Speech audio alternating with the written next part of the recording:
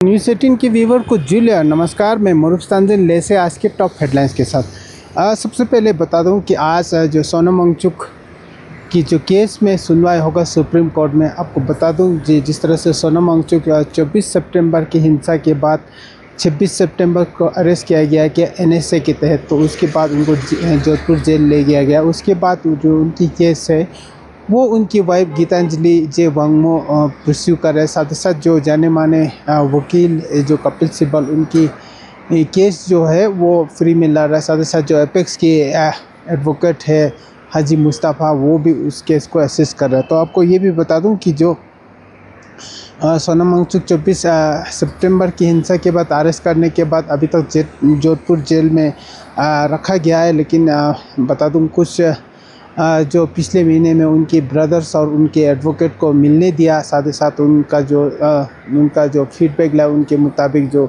सोनम वांगचुक का स्वास्थ्य ठीक है, साथ ही साथ वो मेंटली भी स्ट्रॉन्ग है।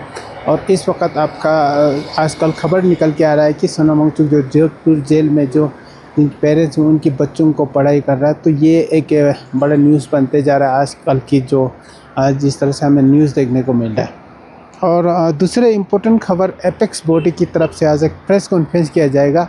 आपको बता दूं जिस तरह से जो एपेक्स बॉडी और KDA ने ज्वाइंट ड्राफ्ट प्रपोजल लद्दाख की जो डिमांड को लेके MHA को सबमिट किया, उसके बाद जो ड्राफ्ट पब्लिक किया तो काफ़ी डिबेट इस पर चल रहा है। खासकर जो लद्दाख के फॉर्मर लद्दाख बुद्धिस्ट एसोसिएशन के फॉर्मर प्रेसिडेंट की तरफ से भी इस पर क्वेश्चन आया कि किस तरह से ये ड्राफ्ट लोगों को बिना कंसल्ट किए बताया गया। साथ ही साथ उसमें काफ़ी जो लोगों ने लूप होल भी निकला, तो उसको लेके मेरे ख्याल से एपेक्स बॉडी आज प्रेस कॉन्फ्रेंस कर रहा है, तो उसके मुताबिक वो डिटेल में साझा करेंगे। साथ ही साथ अभी तक जो जुडिशली इंक्वायरी चल रहा है उसकी स्टेटस में भी वो लोग अपडेट देंगे, किस तरह से अभी तक कितना विटनेस जो जुडिशरी कमीशन की जो कमीशन के सामने आया अपने विटनेस दर्ज करने के लिए, अपना रिकॉर्ड स्टेटमेंट करने के लिए, वो सब भी इसमें बताएंगे।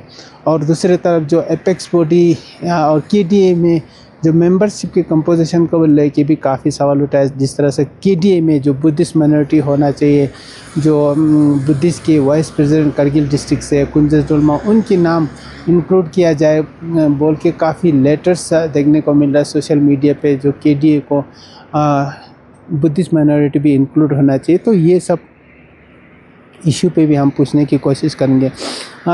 तीसरा इम्पोर्टेंट खबर, जिस तरह से जो 24 सितंबर के बाद काफ़ी लोगों को अरेस्ट किया, उसके बाद काफ़ी लोगों को बेल भी मिल चुका है। जिस तरह से अभी तक सुनने में लगभग 62 लोगों को बेल मिल चुका है और लगभग 11 और 12 के करीब अभी भी जुडिशियल कस्टडी में है। और रिसेंटली ये भी पता चला कि कुछ नए अरेस्ट हुआ, जिसमें श्रिंगस्तानबा एक सर्विसमैन जो कि सोनम वांगचुक के साथ काफ़ी एक्टिव था, जिस तरह से पद यात्रा में भी शामिल हुआ, उसी तरह जो 21 दिन अनशन पे बैठा था उससे पहले, उसके बाद रिसेंटली फिर से सोनम वांगचुक की बार अनशन में बैठा था, उनको भी 3 दिन पहले उनको भी अरेस्ट किया गया। तो इस वक्त अभी बताया जा रहा है कि अभी भी 11 और 12 के करीब अभी भी जुडिशियल कस्टडी या पुलिस कस्टडी में है।